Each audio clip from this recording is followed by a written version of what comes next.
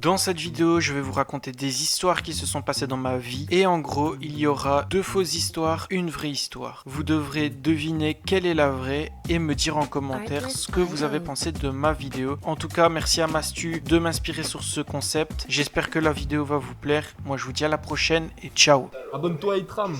Ok, première histoire. Donc pour ceux qui ne savent pas, j'ai travaillé au CFA et dans le BTP. Donc c'est un jour pluvieux dans le BTP. Donc on sait tous que de toute façon, un jour pluvieux dans le BTP, donc dans le bâtiment, pour ceux qui ne savent pas c'est quoi le BTP, c'est directement intempérie et on retourne chez soi. Parce qu'il pleut, ça peut glisser, les briques elles peuvent s'affaisser.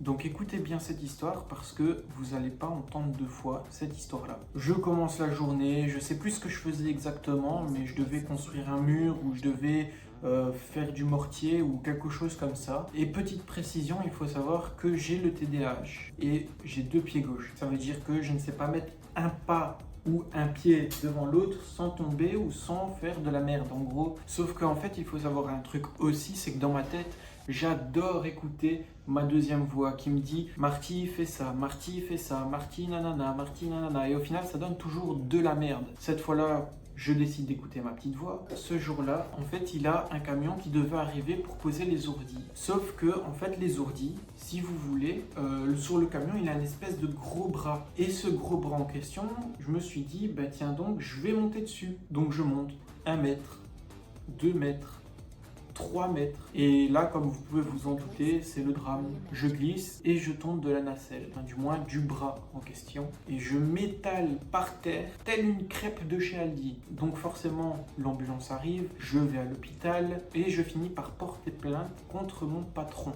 Le jugement se fait, tout se met en place. Ça a fallu quand même plusieurs mois et je touche une somme à 5 chiffres. À 5 chiffres. Dans ma tête, ce que je fais direct, c'est que je joue au casino, je mise tout, mais tout, je vous le jure que je mise tout. Et là, dans mon malheur, un bonheur, j'ai gagné le double de ce que j'ai gagné en portant plainte contre mon patron. Donc, j'ai remboursé ce que je devais payer, donc mes frais parce que je me suis cassé le genou, et avec l'autre somme de l'argent, je me suis fait plaisir. Ça, c'était l'histoire 1. Music licensing reimagined. Alors, cette deuxième histoire se passe en Espagne, quand je suis parti avec des potes à moi. Donc je vous explique, c'était l'été dernier, et je suis parti en Espagne avec des potes vers Barcelone, dans ces endroits-là, je vous précise pas où. De toute façon, si vous connaissez l'Espagne, vous allez sûrement savoir où c'est et reconnaître où c'est. Donc on avait loué un Airbnb pour passer de bonnes vacances et tout ça, et ce jour-là, on avait loué un scooter, mais pas un seul. En gros, pour plus de précision, on avait loué un scooter chacun et on était parti faire un tour dans les montagnes. Mais ce jour-là, le temps il n'était pas à son top non plus et en fait il faisait un peu poussiéreux. Donc c'est ce qui fait qu'on pouvait glisser ou tomber facilement du scooter. Donc on va en randonnée avec le scooter, on prend la route tout seul et en fait on se suit tous en file indienne.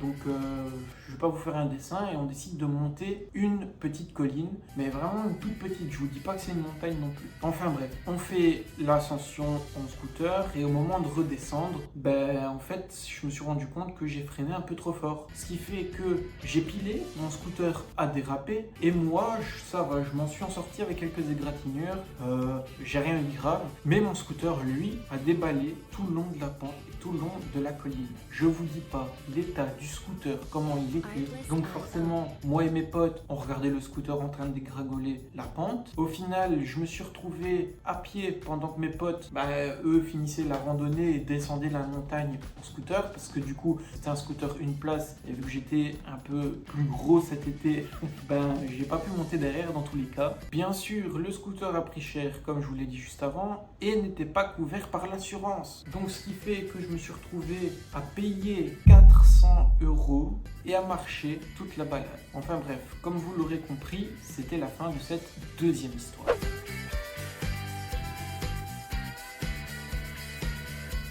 Alors, troisième histoire et pas des moindres. Écoutez bien, quand j'étais un peu plus jeune et que j'étais adolescent, j'ai eu des problèmes d'intestin. Voilà, donc j'avais un bouchon de la taille d'une canette de coca qui était placé juste ici. Voilà, on met le dessin là, il était comme ça. Enfin bref, on s'en fout de ce détail. Enfin si, non, on s'en fout pas parce que c'est très important en fait, je suis con. Donc en fait, si vous voulez, c'était un soir et le lendemain, je devais travailler. Mon patron, c'était mon beau-père. Et en fait, si vous voulez, ce soir-là, j'avais très mal au ventre, mais vraiment à me plier en deux. Donc je dis à mon beau-père, écoute, il faut vraiment quelque chose parce que je n'arrive plus à marcher tellement que je devais chier. Enfin bref, la soirée passe, on trouve une solution et il me dit, bah écoute, tu vas prendre 2 laxatifs. Donc je prends mes 2 laxatifs et on me précise bien que je ne peux pas péter, hein, ça on le sait tous dans tous les cas, et que dès que je dois aller aux toilettes, je dois m'empresser d'y aller. Donc je vais me coucher parce qu'il est quand même 23h, le lendemain je travaille et en espérant que ça va passer de la nuit. Donc pendant la nuit, on rôde, on pète, on dort, on est bien d'accord. Sans faire attention, j'ai pété pendant la nuit. Je me suis retrouvé, j'avais je pense 15 ans, dans ces alentours-là, j'ai honte, donc 15 ans, et en fait je me suis retrouvé avec plein de merde partout dans ma maison, de ma chambre jusqu'à la salle de bain. Et ouais, c'est gênant, je le raconte, mais c'est pour YouTube, on s'en bat les couilles. Donc, c'était la fin de cette 3e édition. Et voilà. Je vous invite maintenant dans les commentaires à deviner quelle est la vraie anecdote et je vous répondrai bien sûr dans tous les cas aux commentaires et je vous dirai quelle est la bonne anecdote.